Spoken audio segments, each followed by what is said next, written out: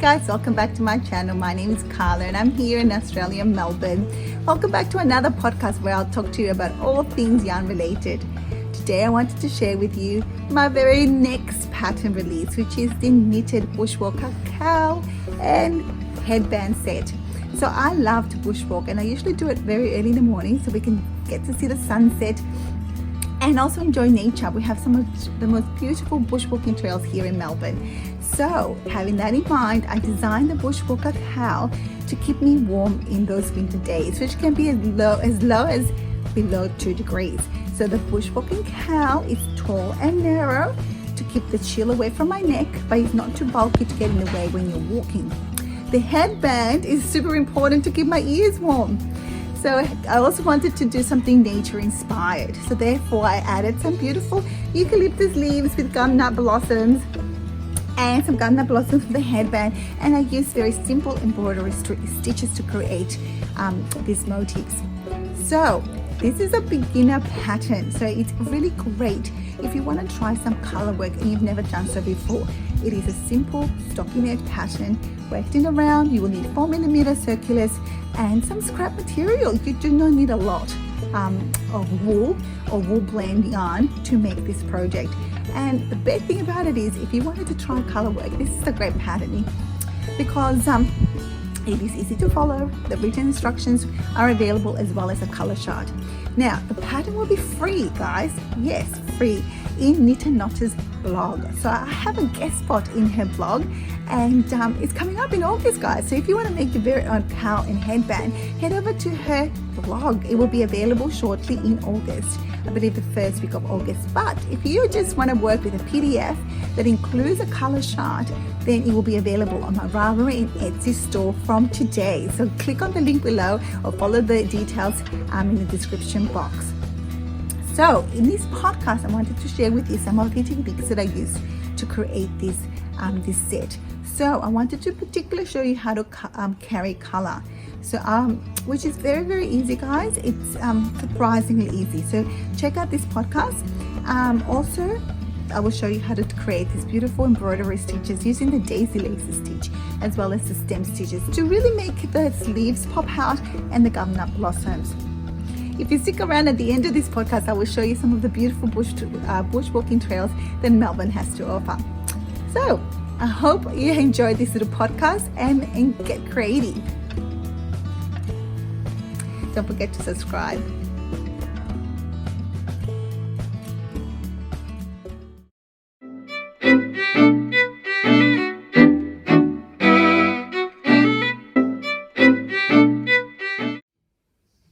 Hi guys, welcome to this tiny tutorial on how to carry colors when you're knitting in the round. This is my new design. It's called the bushwalker cowl and it features quite a few color motifs. So I've done a tiny little border so far in this tan color, and now I'm going to use this deep green to make an eucalyptus leaf. And I'm going to show you how I carry the color. So in these beginning designs or motifs, the color changes were in about 5 stitches apart. So I did not have to carry color. I just created these flows, as you can see. So if you change color every 5 or 7 stitches, I would not recommend carrying color. I would just continue doing large flows like that. If, however, you're going to change color every 9 or 10 stitches or so, maybe you would like to carry somewhere in between those stitch counts.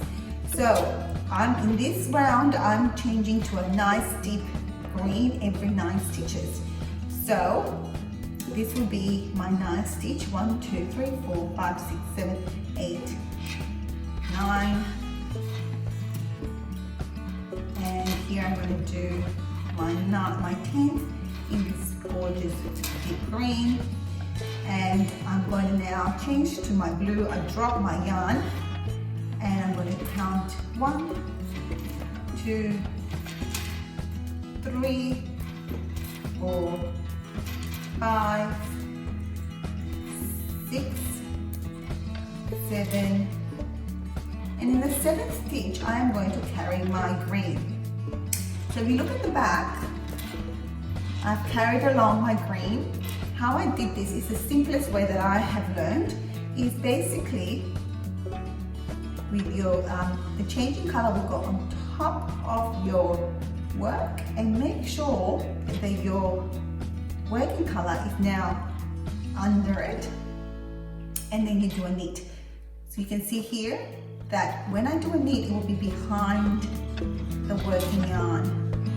So I easily carried it through, just like that. And it is quite easy to do. And now I change color, drop my main color, and then do the contrast color. And I will continue to do that all the way along. So that's the easiest way I have found to carry along my colors. Now, it's also important to know why you don't want to carry your colors less than 7 stitches apart, because you will actually tighten your work. And although you might not think this is quite neat, it actually means that your color work is not going to scrunch up. So longer floats are better, guys.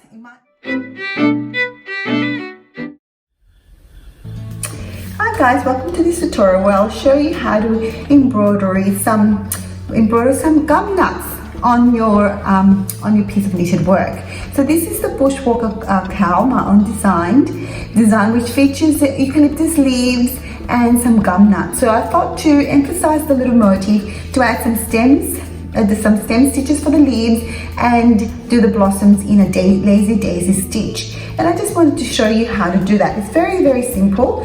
So I chose the yellow. I know gum nuts can be pink or red, but I thought yellow will be pretty as well. So what you do is you put your needle through where you want the center of the blossom to be. I want it to be, this is meant to be my little gum nut, there's 3 little stitches, and I'm going to put my needle through here and create a loop the height of what your blossom you want your blossom to be. So about there. So I'm going to go back in the center and through the top of that loop, right like that, to create, oops, I'm going to do it less tall. There we are. There. And to anchor your little petal, you just do a little stitch under it and then over to the center again.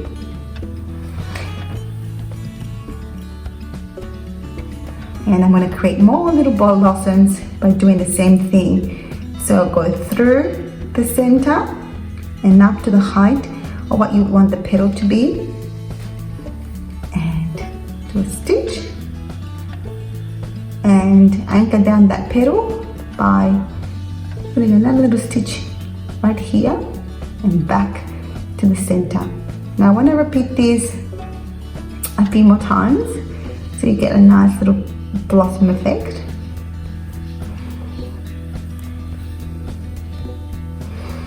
So I'll do one here as well.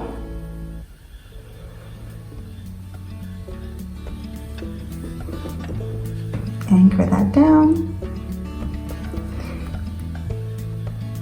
Back to the center.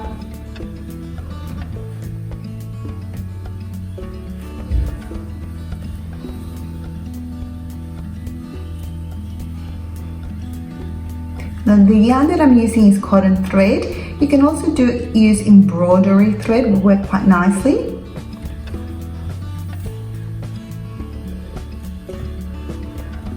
And I might do one more to the side.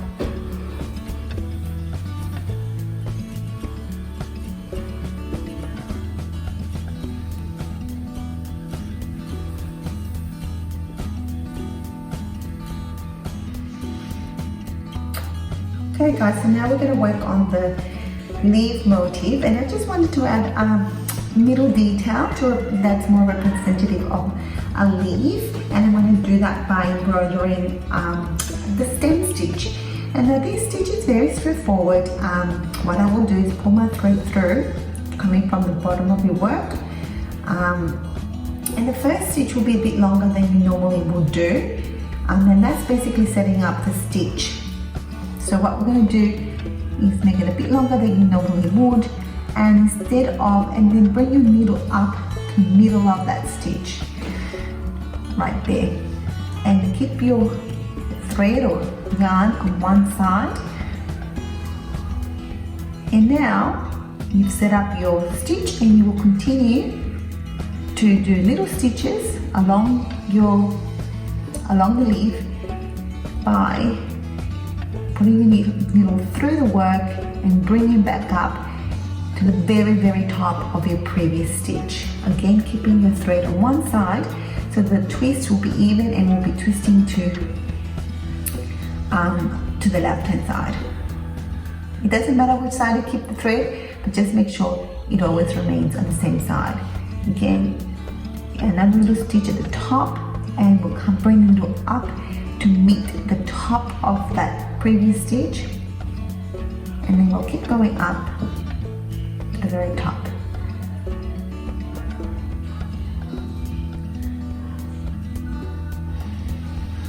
And that's all, guys. It's very, very straightforward, and it just adds a lovely little detail to the leaf.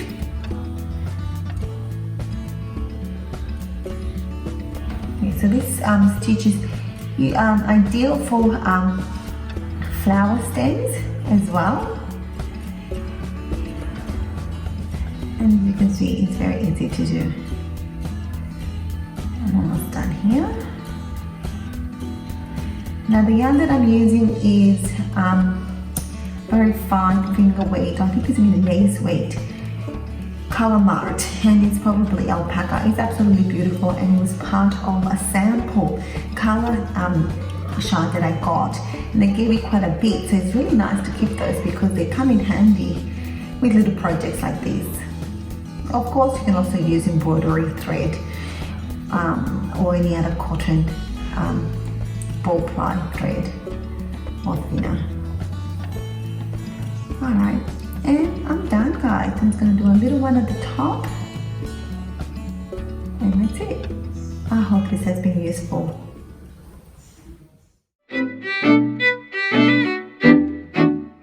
Alright, so let's start where your blossom will begin.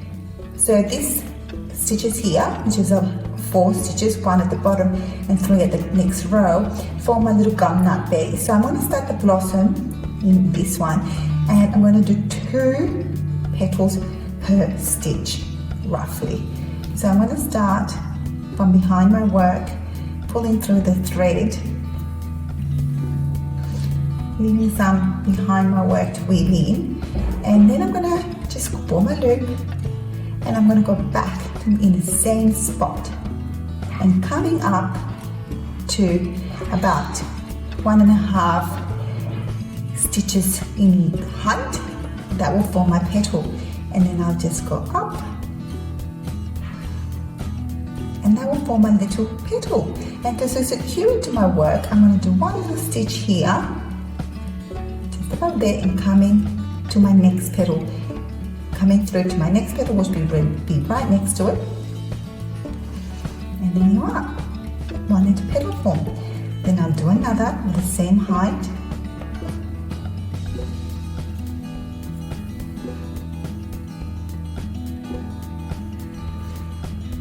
secure it with a little stitch,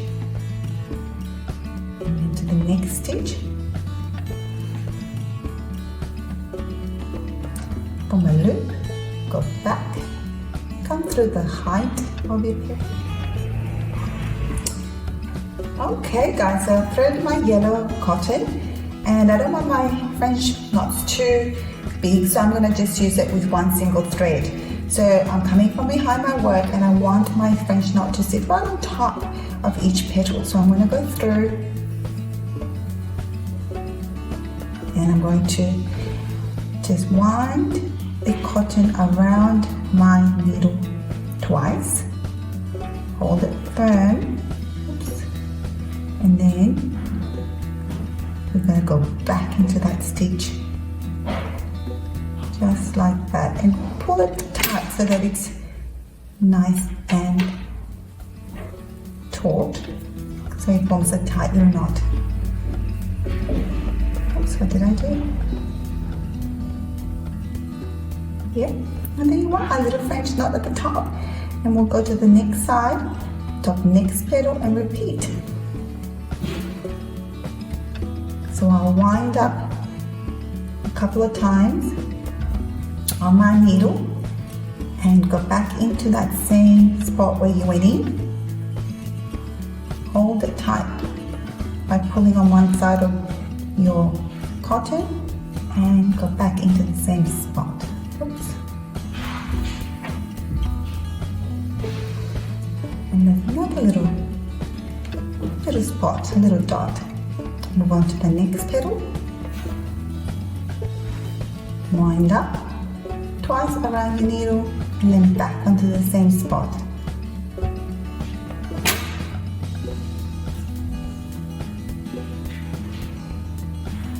And then again.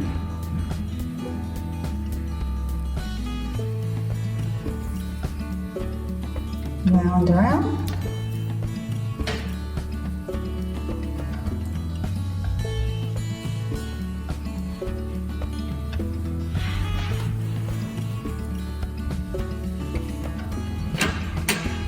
Next one, 2 more to go. So it's just that easy, guys, and it adds a little sweet detail to your knitted work.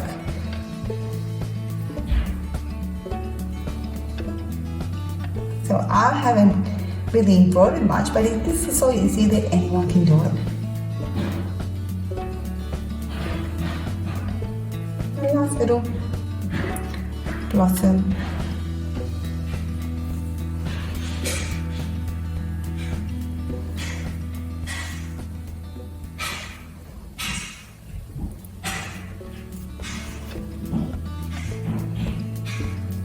And that's it, guys. Look how sweet that is. You can then just straighten out your little blossoms with your needle. And that's that. I hope you enjoyed my little podcast on how to make little blossoms on knitted work.